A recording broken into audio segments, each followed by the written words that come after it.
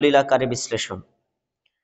রমাদান মাস আসলে একজন মুমিনের জন্য ১ নম্বর কাজ কুরআন তেলাওয়াত করা, ২ নম্বর কাজ সাহারি খাওয়া, ৩ নম্বর হলো রোজা রাখা, ৪ নম্বর হলো ইফতার করা, ৫ নম্বর হলো তারাবিহের সালাত আদায় করা, ৬ নম্বর হলো যাকাত আদায় করা, ৭ নম্বর হলো বেশি বেশি দান সদকা করা, ৮ নম্বর হলো বেশি বেশি তাওবা ইস্তেগফার করা, ৯ নম্বর হলো ফিতরা আদায় করা।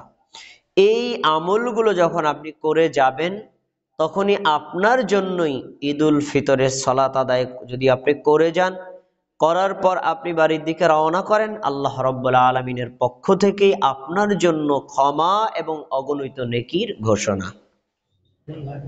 কিন্তু আমলগুলোতে যদি আমরা কম বেশি ত্রুটি বিচ্যুতি করি, ঠিক মতো আদায় করতে না পারি, তাহলে আমাদের কিন্তু আল্লাহর পক্ষ থেকে নেকির ঘোষণা, আল্লাহর পক্ষ থেকে ক্ষমার ঘোষণাও প্রত্যাশা করা যাবে না। তা আসুন আমরা আজকে এক নজরে কোরআনের আলোকে, হাদিসের আলোকে এই আমলগুলো সম্পর্কে আল্লাহ এবং তার নবীর নির্দেশনা কি জেনে নেওয়ার চেষ্টা করি। প্রথমে কোরআন তিলাওয়াত করা।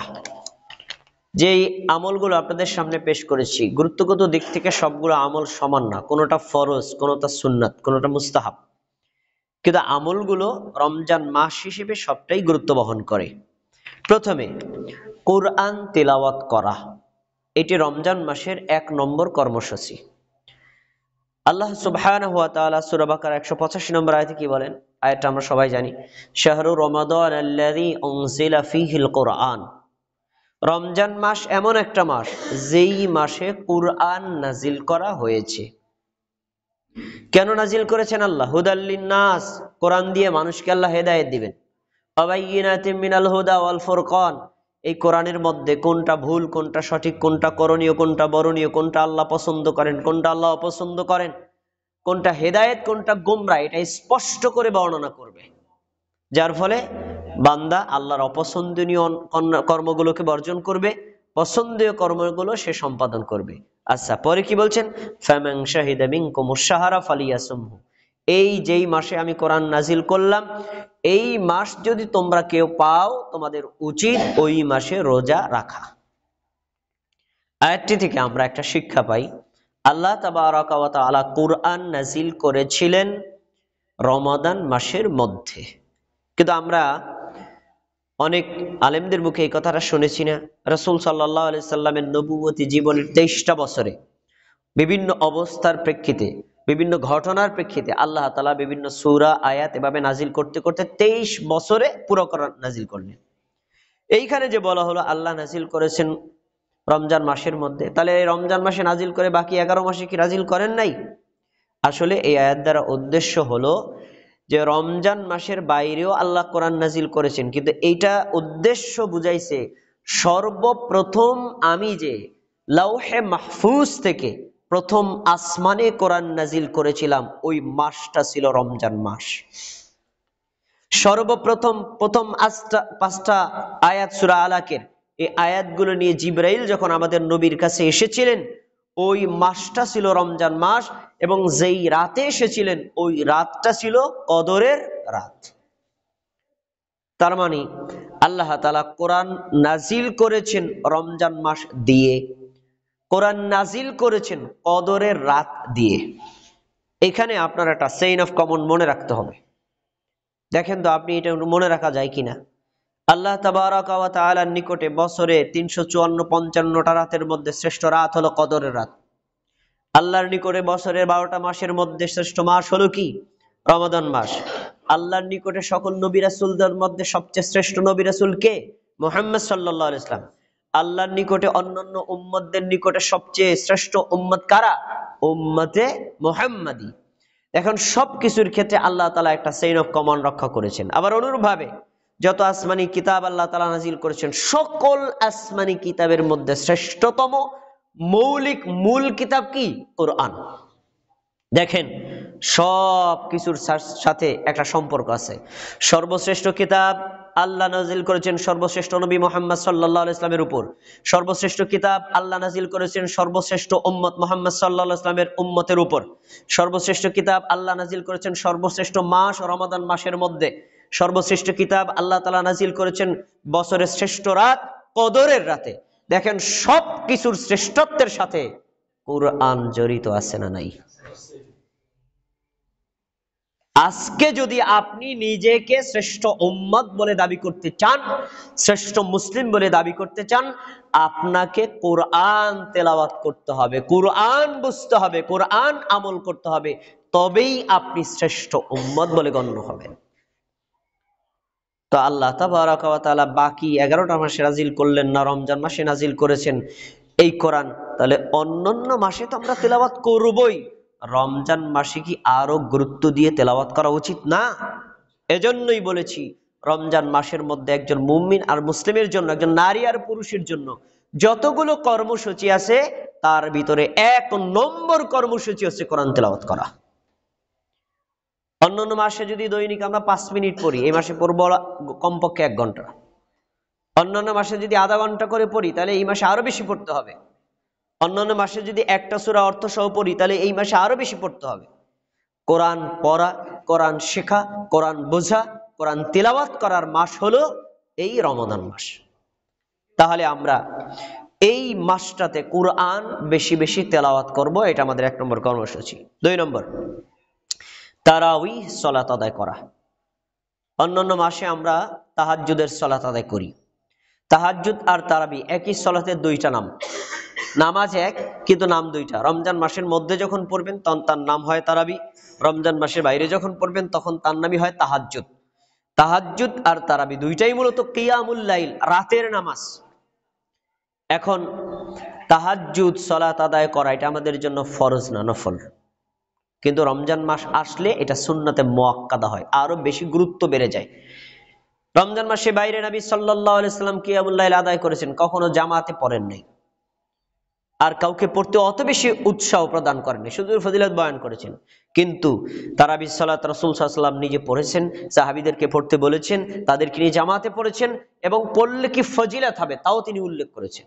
দেখেন হাদিস, রাসূলুল্লাহ সাল্লাল্লাহু আলাইহি ওয়াসাল্লামের হাদিস, সহিহ বুখারী 2009 নম্বর হাদিস, রাসূল সাল্লাল্লাহু আলাইহি ওয়াসাল্লাম বলছেন, মান কামা রমাদান, যে ব্যক্তি রমজান মাসে কিয়াম আদায় করবে, মানে তারাবির সালাত আদায় করবে, ঈমানান, ঈমানের সাথে, ওয়াহতিসাবান, নেকির আশায়, গুফিরা লাহু মা তাকাদ্দামা মিন যামবিহি, এই তারাবির সালাত আদায় করার কারণে আল্লাহ ওই বান্দা আর বান্দির পূর্ববর্তী পাপ ক্ষমা করে দিবেন। সুবহানাল্লাহ। আমরা আমাদের পাপ যদি ক্ষমা চাই, আল্লাহর পক্ষ থেকে ক্ষমা নিয়ে নিতে আমাদের প্রত্যাশা থাকে, তাহলে আমাদের এই রমজান মাসে তারাবির সালাত আদায় করতে হবে। এর শর্তে, 1, আপনার ঈমান থাকতে হবে। ঈমানহীন ভাবে তারাবির সালাত আদায় করলে কোনো কাজ হবে না। আর আপনি তারাবির সালাত আদায় করবেন সমাজ, মানুষ, দেশ, এলাকায় দেখে আপনার প্রশংসা করবে তার জন্য না, করতে হবে আল্লাহর সন্তুষ্টির জন্য।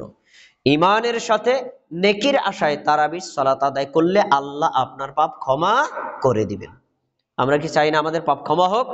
তাহলে ক্ষমা পেতে হলে আমাদেরকে তারাবির সালাতের অবশ্যই প্রস্তুতি নিয়ে আদায় করতে হবে। এখন তারাবির সালাত আদায় করবেন কিভাবে, তার পদ্ধতিটা কি? তার পদ্ধতি রাসূল সাল্লাল্লাহু আলাইহি ওয়াসাল্লামের আমল থেকে পাওয়া যায়। সহিহ বুখারী 2013 নম্বর হাদিস, আবু সালামা ইবনে আব্দুর রহমান, রাসূলুল্লাহ সাল্লাল্লাহু আলাইহি ওয়াসাল্লাম মৃত্যুবরণ করার পরে এই তাবেঈ রাসূলের প্রাণ প্রিয় স্ত্রী আয়েশার কাছে জিজ্ঞেস করছেন, আন্না উসালা আয়েশা রাদিয়াল্লাহু তাআলা আনহা কাইফা কানাত সালাতু রাসূলিল্লাহি সাল্লাল্লাহু আলাইহি ওয়াসাল্লাম ফি রমাদান। হে উম্মুল মুমিনিন আয়েশা, আপনি বলেন তো রাসূল সাল্লাল্লাহু আলাইহি সাল্লাম রমজান মাসের মধ্যে রাত্রি বেলায় কি রকম, কিভাবে, কতটুকু, কোন পদ্ধতিতে কিয়ামুল লাইল আদায় করতেন? তারাবির সালাত বলেন বা কিয়ামে রমাদান বলেন বা তাহাজ্জুদ বলেন, তিনি রাত্রি বেলায় ইবাদতটা কিরকম করতেন আমাদেরকে বলেন।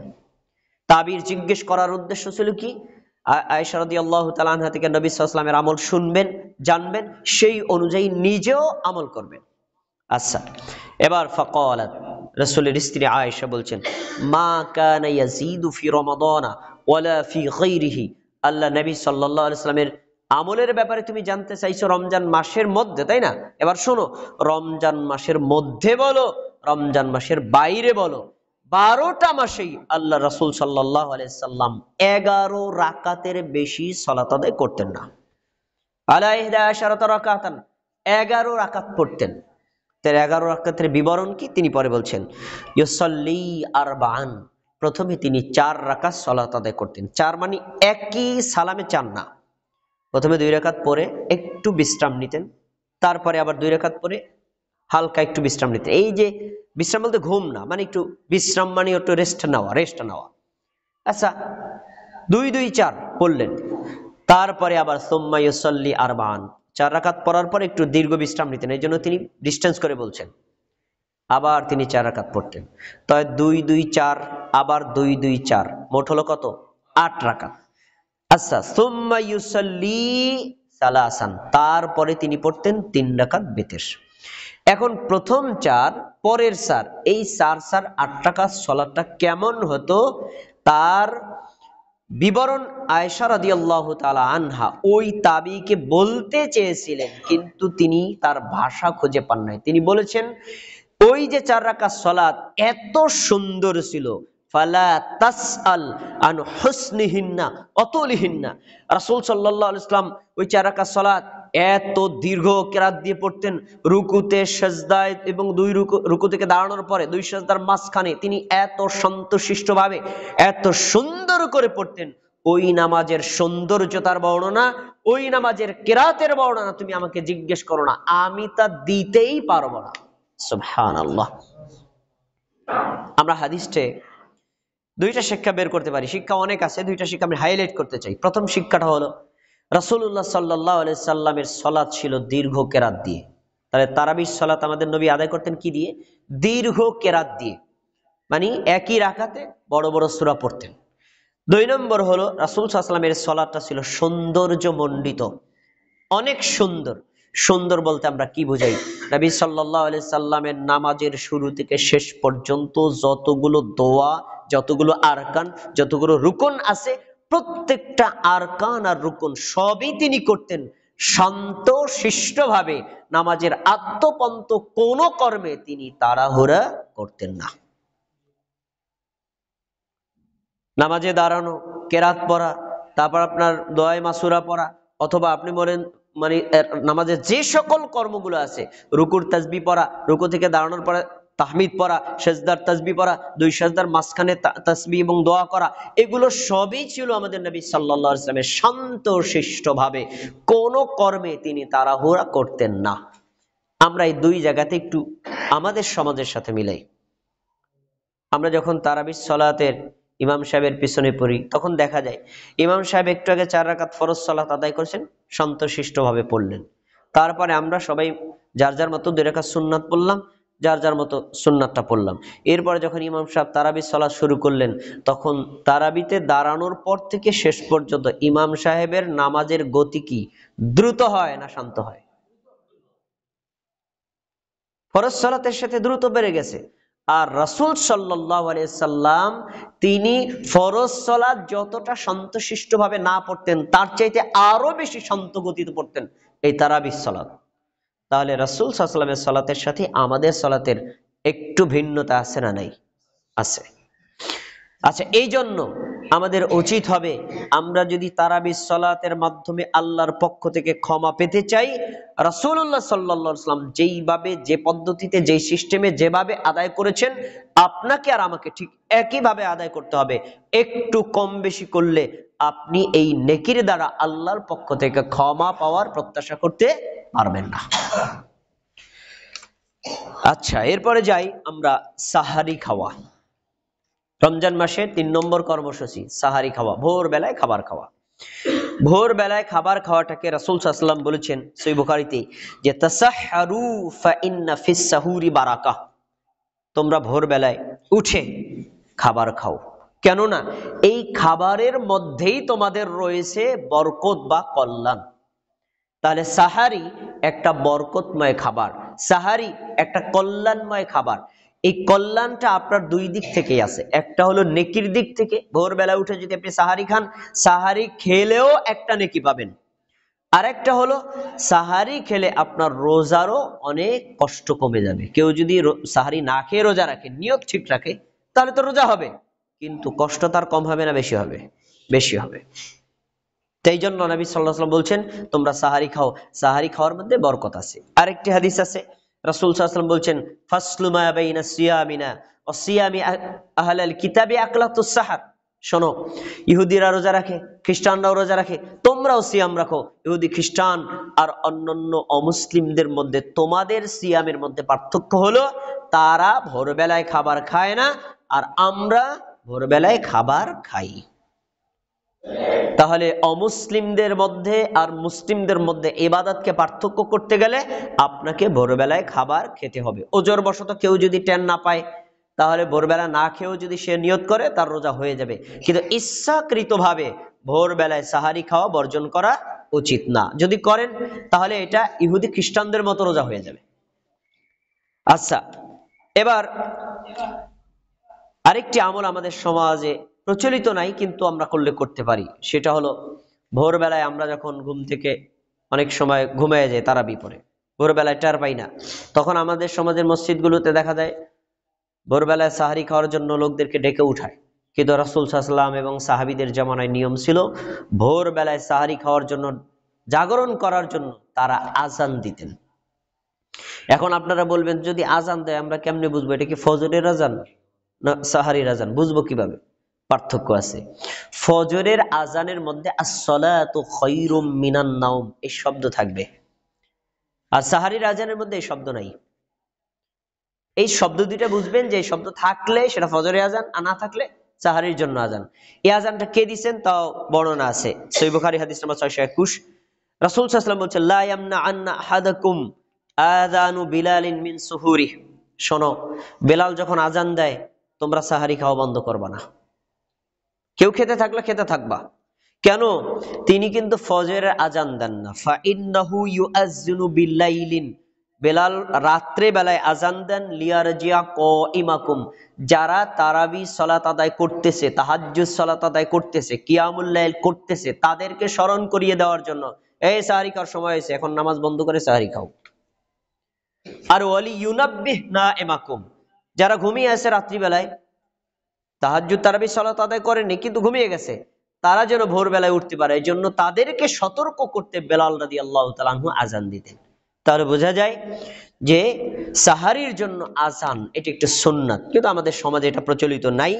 এটা যদি কোনো সমাজে সবাই মিলে করে তাহলে তো কোনো সমস্যা নেই, অবশ্যই সুন্নাতটা জীবিত করা যায়। এটি একটি সুন্নতি আমল। এবার আসুন রমজান মাসের ৪র্থ নম্বর আমল, এটি ফরজ, রোজা রাখা। এটা প্রাপ্তবয়স্ক সুস্থ সবল প্রত্যেকটি নারী পুরুষের জন্য এই রোজা রাখা হলো ফরজ। কোন ওজরেই আপনি এই ফরজ বর্জন করতে পারবেন না। শুধু মেয়েদের জন্য একটা ওজর আছে, তারা যদি হায়েজ অবস্থায় থাকে আর নেফাস অবস্থায় থাকে আল্লাহ তাদের ছাড় দিয়েছেন, এছাড়া ছাড় পাওয়ার কোনো সুযোগ নেই। দেখেন আল্লাহ তাআলা সূরাতুল বাকারা 183 নম্বর আয়াতে বলেন, ইয়া আইয়ুহাল্লাযীনা আমানু, হে মুমিনগণ, কুতিবা আলাইকুমুস সিয়াম, তোমাদের জন্য রোজা ফরজ করা হয়েছে। তাহলে রোজা ফরজ করেছেন কোন আলেম না, কোন হুজুর না, কোন মুফতি মাওলানা না, স্বয়ং আল্লাহ ফরজ করেছেন, আল্লাহর কৃত ফরজ। তোমাদের জন্য রোজা ফরজ করা হলো। কিভাবে ফরজ করছেন? আলাল্লাযীনা মিন ক্বাবলিকুম, আরে তোমাদের উপর ওইভাবেই ফরজ করা হয়েছে যেভাবে পূর্ববর্তীদের উপর ফরজ করা হয়েছিল। পূর্ববর্তী কারা ছিল? আমাদের পূর্বে যে সকল নবীরা ছিলেন, আমাদের পূর্বে যারা উম্মত ছিলেন, আল্লাহ তাআলা প্রত্যেক উম্মতের জন্য, প্রত্যেক নবী রাসূলদের জন্যই রোজার বিধান করেছিলেন। কিন্তু একটু ভিন্নতা আছে, অন্যান্য নবীদের জন্য ছিল বিভিন্ন সময়, আর আমাদেরকে আল্লাহ তাআলা ফরজ করেছেন একটানা 1 মাসের জন্য। এই হলো পার্থক্য। তাহলে আল্লাহ রাব্বুল আলামিন আমাদের জন্য রোজা ফরজ করেছেন, আমরা কোরআনের আয়াত থেকে পেলাম। অন্যান্য নবীদের উপর এবং উম্মতের উপর ফরজ ছিল, সেটাও আমরা জানতে পারলাম। ফলাফলটা কি? রোজা রাখলে কি হবে? রোজা রাখলে উপকারিতা কি? আল্লাহ এখানে একটা উপকারিতার কথা বলেছেন, লাআল্লাকুম তাত্তাকুন, তোমরা যদি রোজা রাখো এই রোজার মাধ্যমে আশা করা যায় তোমরা আল্লাহকে ভয় করতে পারবে। একজন বান্দার পক্ষ থেকে, বান্দির পক্ষ থেকে আল্লাহর জন্য যত ধরনের ইবাদত আছে, তার ভিতরে একটা আত্মিক ইবাদত হলো আল্লাহকে ভয় করা। আল্লাহকে ভয়ের বাস্তব প্রশিক্ষণ শিক্ষা নেওয়া যায় এই রোজা থেকে। এবার আমরা আসি বাস্তব কিভাবে প্রশিক্ষণ নেই। আমরা রোজা রাখি, রোজা রাখার ক্ষেত্রে আমাদের ক্ষুধা লাগে, দিনের বেলায় পানি পান করতে মনে চায়, বা অন্য কোনো ভালো খাবার দেখলে সেটা খেতে মনে চায়। আমার ঘরে এই ধরনের খাবার আছেও, কিন্তু ঘরে কোনো মানুষ নাই, আমি একা ঘরের মধ্যে, কেউ দেখে না, তারপরেও কি আমরা দিনের বেলায় খাবার খাই, পানি পান করি? আমার যে খাবারটার প্রতি লোভ জেগেছে সেটা কি গ্রহণ করি? কেন করি না? কারণ আমি জানি যে এলাকার কেউ না দেখুক, মানুষ কেউ না দেখুক, অন্য কেউ না দেখুক, অন্য কেউ না জানুক, অবশ্যই আল্লাহ জানেন, অবশ্যই আল্লাহ দেখেন। ওই আল্লাহ জানেন, আল্লাহ দেখেন, আল্লাহর ভয়ে যে আমরা পানি পান করি না, খাবার গ্রহণ করি না, এটাই হলো আল্লাহকে ভয় করার শ্রেষ্ঠ নমুনা। আর এই নমুনার শিক্ষা পায় একজন মুমিন এই রোজার মাধ্যমে। এজন্য আল্লাহ বলছেন লাআল্লাকুম তাত্তাকুন, আশা করা যায় রোজা রাখলে তোমরা আল্লাহকে ভয় করা শিখবে। রোজা রাখলে ফজিলত কি? সহিহ বুখারীর হাদিসে রাসূল সাল্লাল্লাহু আলাইহি ওয়াসাল্লাম বলছেন, মান সামা রমাদান, যেই ব্যক্তি রোজা রাখে ঈমানান, ঈমানের সাথে, ওয়াহতিসাবান, নেকির আশায়, গুফির লাহু মা তাকাদ্দামা মিন যামবিহি, নেকির আশায় ঈমানের সাথে রোজা রাখলে আল্লাহ তার পাপগুলো ক্ষমা করে দিবেন। সুবহানাল্লাহ। তাহলে এই হাদিস থেকে আমরা পেলাম রমজান মাসে রোজা আল্লাহ ফরজ করেছেন। রোজা যদি আমরা রাখি, আমরা আল্লাহকে ভয় করা শিখবো। রোজা যদি আমরা রাখি, আল্লাহ আমাদের পাপগুলো ক্ষমা করে দিবেন। রোজার অনেক ফজিলত আছে। আর একটা হাদিস বলছি আপনাকে, হাদিসটা আপনারা মূল সাবস্টেন্সটা সবাই জানেন। আল্লাহ তাবারাকা ওয়া তাআলা বলেন যে কুল্লু আমালি ইবনে আদম লাহু, আদম সন্তান, আমরা তো সবাই আদম সন্তান, যত আমল করে সব আমলগুলো তার নিজের জন্য, সব আমলগুলো তার নিজের জন্য, ইল্লা সিয়াম, তবে একটা আমল আছে, এই আমলটা স্পেশাল শুধু আমার জন্য। তো নামাজ কার জন্য? নামাজও আল্লাহর জন্য। যাকাত কার জন্য?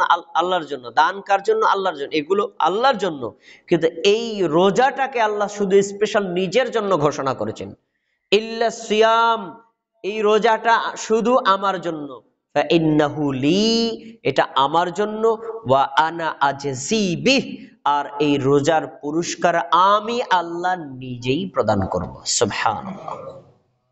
তাহলে বোঝা যাচ্ছে আপনি যদি রোজা রাখেন, রোজার পুরস্কার আল্লাহ তাবারাকা ওয়া তাআলা তার নিজ হাত দিয়ে প্রদান করবেন। আর রোজা ব্যতীত আপনি নামাজ, হজ, যাকাত, দান, সাদাকা, অন্যান্য যে সকল আমলগুলো করেন, ওই আমলেরও পুরস্কার আল্লাহ দিবেন, কিন্তু তার নিজ হাত দিয়ে দিবেন না, ফেরেশতাদের মাধ্যমে দিবেন। এখন আমরা সাধারণত এভাবে বুঝি যে এই চন্দ্রপুর ইউনিয়ন বা চিকন্দি ইউনিয়ন পরিষদের চেয়ারম্যান যদি আমাকে বলে যে আপনাকে পুরস্কার দেওয়া হবে, পুরস্কার আকৃতি কতটুকু হতে পারে? আর আমাদের দেশের প্রধানমন্ত্রী যদি ঘোষণা করে যে আমি তাকে পুরস্কার দেবো, তাহলে এই আকৃতিটা, পুরস্কারের মানটা কি একটু বড় হবে না ছোট হবে? অবশ্যই বড় হবে। আল্লাহ রাব্বুল আলামিন নামাজের নেকি ফেরেশতাদের মাধ্যমে দিবেন, আপনার যাকাতের নেকি ফেরেশতাদের মাধ্যমে দিবেন, আপনি যতটুকু আমল করেছেন ততটুকু পাবেন। কিন্তু আল্লাহ রাব্বুল আলামিন সিয়ামের ব্যাপারে নির্ধারিত কোনো আমল ঘোষণা, নেকি ঘোষণা করেন নাই। এটা বলেছেন এই ইবাদতটা স্পেশাল আমার জন্য, এর পুরস্কার আমি আল্লাহ নিজে দিব। আল্লাহ যদি দেন, নেকির পরিমাণ কম হবে না বেশি হবে? কত বেশি? আল্লাহু আ'লাম, আল্লাহ ছাড়া আমরা কেউ জানি না। তাহলে এরকম শ্রেষ্ঠ নেকি নেওয়ার অফুরন্ত সুযোগ হলো রোজা রাখার মাধ্যমে। তাই রমজান মাসে আমাদের বড় একটি কর্মসূচি হবে রমজান মাসে রোজাকে রাখা। আমরা এই ব্যাপারে পূর্ব থেকে পরিকল্পিতভাবে আমল শুরু করব, যাতে একটা রোজাও আমাদের কখনো ছুটে না যায়। 5 নম্বর আমল হচ্ছে ইফতার খাওয়া বা ইফতার অন্যজনকে খাওয়ানো। সূর্য যখন পশ্চিম দিকে অস্ত যাবে, সূর্য ডুবে যাওয়ার সাথে সাথে একজন মুমিন ইফতার করবে, এটাই হলো সঠিক সুন্নাহ। রাসূল সাল্লাল্লাহু আলাইহি ওয়াসাল্লাম বলেছেন, মান ফাত্তারা সাইমান কানা লাহু মিসলু আজরিহি গায়রা আন্নাহু লা ইয়ানকুসু মিন আজরি সাইমি শাইআ। কেউ যদি কোনো রোজাদারকে ইফতার করায়, আমি রোজা রেখেছি, আপনি আমাকে ইফতার করালেন, আপনি রোজা রেখেছেন, আমি আপনাকে ইফতার করালাম, সেটা পানি দিয়ে হতে পারে, দুধ দিয়ে হতে পারে, খেজুর দিয়ে হতে পারে, অন্য কোনো খাবার দিয়ে হতে পারে। যদি কেউ আর এক রোজাদারকে ইফতার করায়, রাসূল সাল্লাল্লাহু আলাইহি ওয়াসাল্লাম বলেছেন, যেই লোকটা সারা দিন রোজা রেখে যতটুকু নেকি অর্জন করলো, ইফতার করানেওয়ালা লোকটাকে আল্লাহ সেই পরিমাণ নেকি দিয়ে দিবেন। এ হাদিসের ব্যাপারে অনেক মা বোন ভুল বোঝেন, তাদেরকে একটু বুঝিয়ে বলা দরকার। আমি রোজা রেখেছি, আপনি আমাকে ইফতার করালেন, আমি সারাদিন রোজা রেখে যে নেকি পেয়েছি, আপনি আমার সব নেকি নিয়ে গেলেন, তা আমার নাকি গেল কোথায়? এই জন্য অনেক মা বোন কারো বাড়িতে ইফতারও করতে চায় না, আমার নাকি তুমি নিয়ে যাবা, সারাদিন কষ্ট করলাম। শোনেন, আল্লাহ তাআলা হলেন নেকির ভান্ডারের মালিক, তার ভান্ডারে নেকির কোনো অভাব নেই। এই জন্য নবী সাল্লাল্লাহু আলাইহি ওয়াসাল্লাম পরের অংশে বলে দিচ্ছেন, লা ইয়ানকুসু মিন আজরিস সাইমি শাইআ। আরে রোজাদারকে ইফতার করানোর মাধ্যমে যে ব্যক্তি ইফতার করাইলো, সে সম্পূর্ণ নেকি নিলেও রোজাদারের নেকি এক চুল পরিমাণও কমবে না। আল্লাহ তাকেও দিবেন, একেও দিবেন। এজন্য আমরা আমাদের সাধ্যমতো কোনো মুমিন মুসলিম ভাই যারা আছেন, বোন যারা আছেন, তাদেরকে সাধ্যমতো ইফতার করানোর চেষ্টা করব, যাতে আমরা নিজেও আমরা রোজার নেকি অর্জন করতে পারি, আবার ইফতার করানোর মাধ্যমেও নেকি নিতে পারি। ইফতার কখন করতে হবে? ইফতার করতে হবে সূর্য অস্ত যাওয়ার সাথে সাথে। ইফতারের সাথে আকাশ অন্ধকার হওয়ার কোনো সম্পর্ক নাই, ইফতারের সাথে আজানের কোনো সম্পর্ক নাই, ইফতারের সাথে আপনি একদম পুরা অন্ধকার হতে হবে এমন কোনো শর্ত নাই। ইফতারে শুধু একটাই শর্ত, রাসূল সাল্লাল্লাহু আলাইহি ওয়াসাল্লাম বলছেন, ইযা গরাবাতিশ শামসু আফতারা সাইম। সূর্য যখন ডুবে গেল, রোজাদার ইফতার করবে। কিন্তু আমরা বাংলাদেশে যারা ইফতার করি, তারা ইসলামী ফাউন্ডেশনের ক্যালেন্ডারকে ফলো করে করি। এক মাস ব্যাপী তারা রোজার সাহারি এবং ইফতারের ক্যালেন্ডার ঘোষণা করেন। সেখানে নিচে লেখা থাকে বিশেষ দ্রষ্টব্য। বিশেষ দ্রষ্টব্য কি? সতর্কতার জন্য সূর্যাস্তের 3 মিনিট পরে ইফতারের সময় নির্ধারণ করা হলো। সূর্যাস্ত যায় ধরেন 21 মিনিটে, 6টা 21 মিনিটে, কিন্তু ওনারা ওই সতর্কতার জন্য 3 মিনিট যুক্ত করে, তা 3 আর 21 কত হয়? 24 মিনিটে। 24 গিয়ে তারা আজানের ঘোষণা দেয়। এই যে 3 মিনিট ওয়েট করা হয়, অপেক্ষা করা হয়, এটা ইসলামী শরীয়তে জায়েজ নাই। সূর্য অস্ত যাওয়ার সাথে সাথেই ইফতার করতে হবে, এটাই সুন্নাত। এখন বলবেন, ভাই 3 মিনিটে কি হইব? 12 ঘন্টা থাকতে পারছি, 3 মিনিটে কি মরে যাবো নাকি? আর 3 মিনিট না ভাই, আরো যদি 1 ঘন্টা পরেও খান, আপনি মরবেন না, এটা সত্য। কিন্তু আপনি এমন একটা বড় কল্যাণ থেকে বঞ্চিত হবেন, যা আরো 5 দিন রোজা রেখে অর্জন করতে পারবেন না। কি জাতীয় কল্যাণ থেকে মানুষ বঞ্চিত হয় যদি ইফতার দেরি করে। রাসূল সাল্লাল্লাহু আলাইহি ওয়াসাল্লাম বলেন, লা ইয়াজালুন নাসু বিখাইরিন মা আজ্জালুন ফিতরা। শোনো, আমার উম্মত ততদিন পর্যন্ত কল্যাণের মধ্যে থাকবে, অবশ্যই তারা নেকির মধ্যে থাকবে, উত্তমতার মধ্যে থাকবে, যতদিন পর্যন্ত তারা তাড়াতাড়ি ইফতার করবে। এই তাড়াতাড়ির মিনিং কি? সূর্য ডোবার আগেই না, সূর্য ডোবার সাথে সাথেই, আর দেরি করা যাবে না, এই তাড়াতাড়ি অর্থ। তাহলে হাদিস থেকে বোঝা গেল, যদি কেউ দেরি করে ইফতার করে, উম্মতে মুহাম্মাদির অকল্যাণ হয়, আর যদি তাড়াতাড়ি ইফতার করে, সমগ্র মুসলিম জাতির কল্যাণ হয়। আমলটা ছোট, কিন্তু তার প্রভাব অনেক বেশি। আরেকটি খুব গুরুত্বপূর্ণ হাদিস, রাসূল সাল্লাল্লাহু আলাইহি ওয়াসাল্লাম বলেন, লা ইয়াজালুদ দীনু যাহিরান মা আজ্জালুন নাসুল ফিতরা লিআন্নাল ইয়াহুদা ওয়ান নাসারা ইউআখিরুনা। শোনো, এই মানুষেরা যতদিন পর্যন্ত তাড়াতাড়ি ইফতার করবে, ততদিন পর্যন্ত পৃথিবীতে যত ধর্ম আছে, ইহুদি, খ্রিস্টান, বৌদ্ধ, হিন্দু, অগ্নিপূজার যত ধর্ম আছে, সব ধর্মের উপর ইসলাম ধর্মের ক্ষমতা, প্রভাব আরো বেশি থাকবে, ইসলামের উজ্জ্বলতা বাড়বে, ইসলামের মান মর্যাদা থাকবে, যতদিন তারা তাড়াতাড়ি ইফতার করবে। তাহলে তাড়াতাড়ি ইফতার করলে ইসলামের মর্যাদা বাড়ানো হয়, অন্যান্য ধর্মের উপর ইসলামটাকে অগ্রাধিকার দেওয়া হয়। এরপরে তিনি একটা কারণ উল্লেখ করেছেন, লিআন্নাল ইয়াহুদা ওয়ান নাসারা, ইহুদি জাতি তারা রোজা রাখে, তারাও ইফতার করে, তবে তারা করে দেরি করে। খ্রিস্টান জাতি তারাও রোজা রাখে, তারাও ইফতার করে, তারা করে দেরি করে। এখন তোমরাও যদি দেরি করে করো তাহলে তোমার ইফতার ইহুদির ইফতার এক হয়ে গেল, তোমার ইফতার খ্রিস্টানের ইফতার এক হয়ে গেল। আর তুমি যদি তাড়াতাড়ি করো তোমার ইফতার মুমিন মুসলমানদের সাথে মিলে গেল।